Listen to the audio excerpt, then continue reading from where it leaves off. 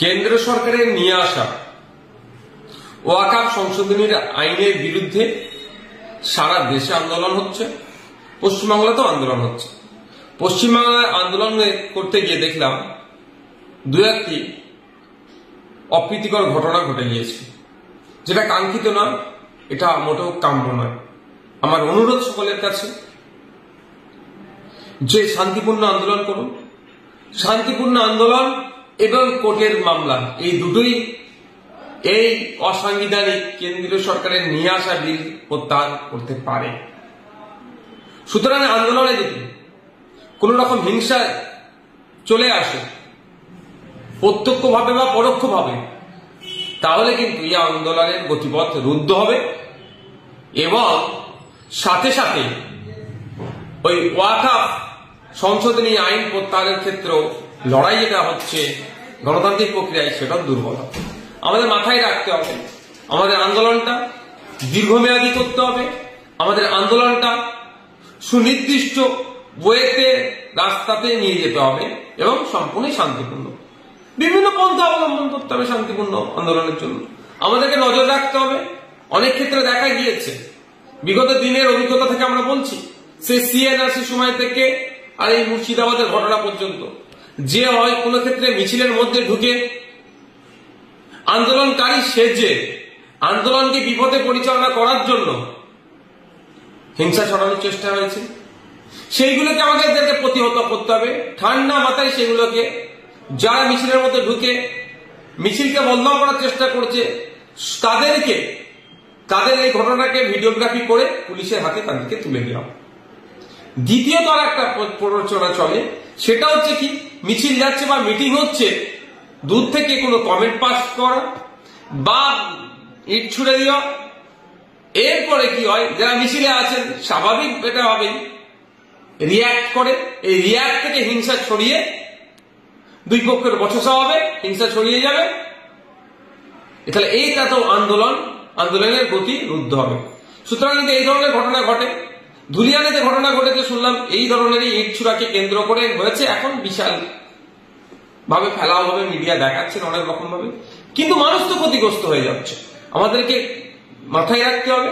তো এই ধরনের ঘটনার যদি আমরা সম্মুখীন হই, যারা আন্দোলন করছেন, তাদের কাজ কি হবে, যে টোটাল মিছিল মিটিং বা যা হচ্ছেন আপনারা নির্দিষ্ট লোক রেখে ভিডিওগ্রাফি করুন।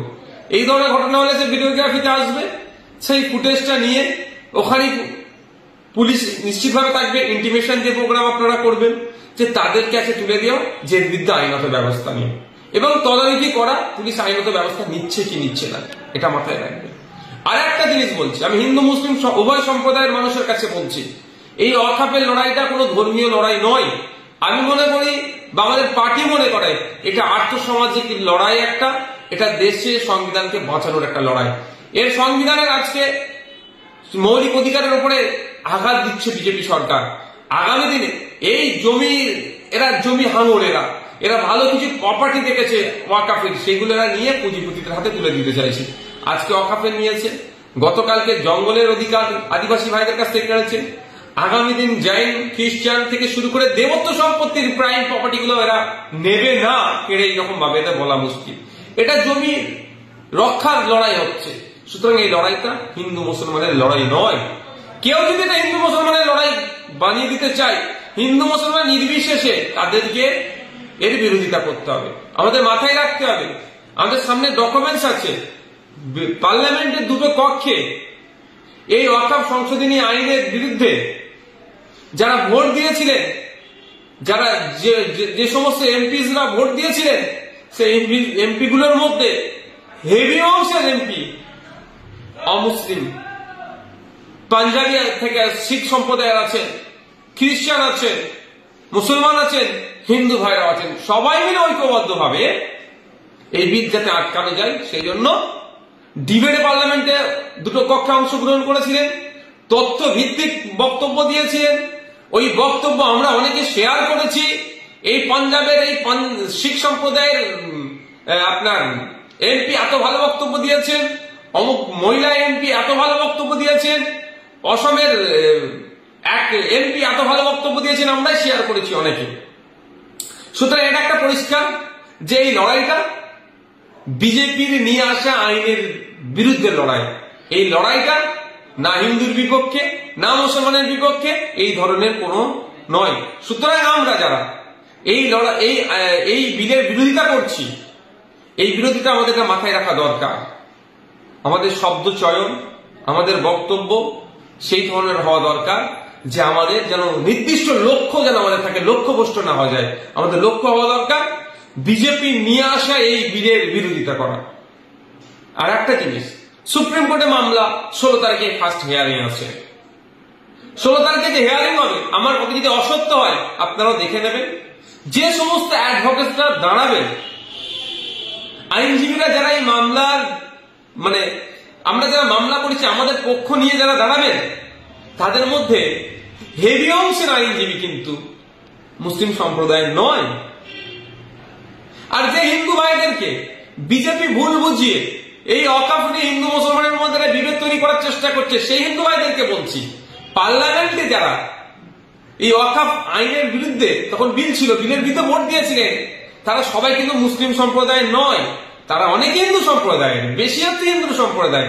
তাহলে তারা ভোট কেন দিয়েছে? এটা মুসলমানদের শুধু সমস্যা নয়, এটা দেশের একটা জ্বলন্ত সমস্যা। সংবিধানকে এরা মিটিয়ে দিতে চাইছে, সংবিধানকে রক্ষা করতে হবে, এই জন্য তারা ভোটটা দিয়েছে। ঠিক একইভাবে সুপ্রিম কোর্টে যে সমস্ত আইনজীবীরা লড়াই করবেন 16 তারিখ থেকে শুরু হবে লড়াই, মানে হিয়ারিং শুরু হবে, তারা শুধুমাত্র মুসলিম সম্প্রদায়ের নয়, তারা হিন্দু সম্প্রদায়েরও আছেন, বিভিন্ন সম্প্রদায়ের থাকবেন তারা। তাহলে এটা আমাদের মাথায় রাখতে হবে। এই লড়াইটা আমাদের সংবিধান বাঁচানোর লড়াই। এই লড়াইটা ওয়াকফ শুধুমাত্র ওয়াকফ সম্পত্তি বাঁচানোর লড়াই নয়। আগামী দিনে দেবত্ব সম্পত্তি থেকে হাত দেবে না কেউ গ্যারান্টি নিয়ে বলতে পারেনি। আগামী দিনে এরা শিখ সম্প্রদায়ের যে গুরুদুয়ারা থেকে শুরু করে যে সমস্ত প্রপার্টিজ গুলো আছে, রিলিজিয়াস এন্ডোমেন্টস গুলো আছে, সেগুলোতে হাত দেবে না কেউ দায়িত্ব নিয়ে বলতে পারবে। তো সুতরাং বৌদ্ধদের সম্পত্তিতে হাত দেবে না, খ্রিস্টানদের সম্পত্তিতে হাত দেবে না কেউ দায়িত্ব নিয়ে বলতে পারবে। তো সুতরাং এদের যে আগ্রাসী মনোভাব, জমি মাফিয়া, মানে জমি যে লুট করতে চাইছে এরা, এটা বন্ধ করতে হবে। সেই জন্য আমাদের সকলকে ঐক্যবদ্ধ হয়ে এই লড়াইয়ে সামিল হতে হবে। এই লড়াইয়ে সামিল হয়ে বিজেপির এই নিয়ে আসা বিলের বিরোধিতা করতে হবে। আমরা কোনো মতেই এই লড়াইকে, এই আন্দোলনকে শুধুমাত্র একটা সম্প্রদায়ের আন্দোলন বলে দেগে যেমন দেব না, শুধুমাত্র একটা সম্প্রদায়ের মানুষই আন্দোলন শুধু করবে এটা বলেও কাউকে আমরা এই আন্দোলন যারা করতে চাই তাদেরকে নিরুৎসাহী করব না। এই আন্দোলনটা সর্বসম্প্রদায়ের মানুষ, সর্বধর্মের মানুষ মিলে আন্দোলন করতে হবে এবং সকলে ঐক্যবদ্ধ থাকলে বিজেপি সরকার দ্রুত এই আইনকে প্রত্যাহার করতে বাধ্য হবে। কৃষি বিল নিয়ে সরকার পিছু হেঁটেছিল কেন?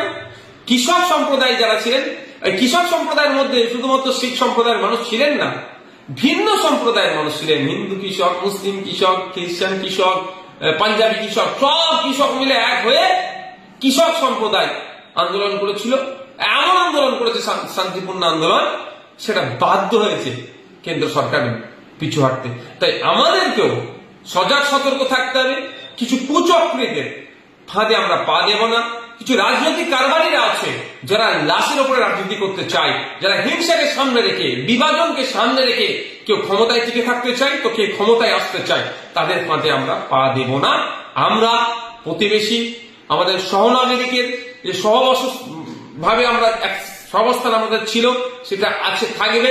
এটা মাথায় রেখে কিভাবে আমার প্রতিবেশী নাগরিককে এই আইনের কুফলটা কি আছে সেটা বুঝাতে হবে, আপনাকে বুঝিয়ে তাকেও এই আন্দোলনে সামিল করার দায়িত্ব আপনাকে নিতে হবে। আর প্রতিবেশী ভিন্ন সম্প্রদায়ের মানুষ যদি ভুল বুঝে তাকেও সঠিকটা বোঝাতে হবে। তাকে বিজেপি বা আরো সেই সমস্ত রাজনৈতিক দলগুলো আছে ভুল পথে পরিচালিত করার চেষ্টা করলে সেটা করতে দেওয়া যাবে না। পরিশেষে আবারও বলছি, একটা কথা কারো যদি খারাপ লাগে আমাকে ক্ষমা নজরে দেখবেন, যে নেতৃত্বহীন কোন আন্দোলনে আপনারা যাওয়া থেকে 5 বার ভাববেন। কারণ যে কোনো আন্দোলনে, গণতান্ত্রিক প্রক্রিয়া আন্দোলন যেখানেই হয় সেখানেই আমার সমর্থন থাকে। কারণ এখন একটা সময় চলছে, বিজেপি তৃণমূলের করুণ অবস্থা চলছে। তো বিজেপি বিভাজনের রাজনীতি করে ক্ষমতায় টিকে থাকতে চাইছে, আর তৃণমূল এই তৃণমূল সরকারের আমলে যে 26,000 চাকরি বাতিল হয়েছে, যোগ্যরা অনেক বাতিল হয়ে গেছে, তার থেকে পরিত্রাণ পাবো কি করে? তার জন্য সে বিভিন্ন রাস্তা খুঁজছে। সুতরাং সজাগ সতর্ক থাকবেন, প্ররোচনায় পা দেওয়ার দরকার নেই। ওয়াকফ সংশোধনী আইনের বিরুদ্ধে গণতান্ত্রিক প্রক্রিয়াকে আমাদেরকে দীর্ঘমেয়াদী আন্দোলন সংগঠিত করতে হবে।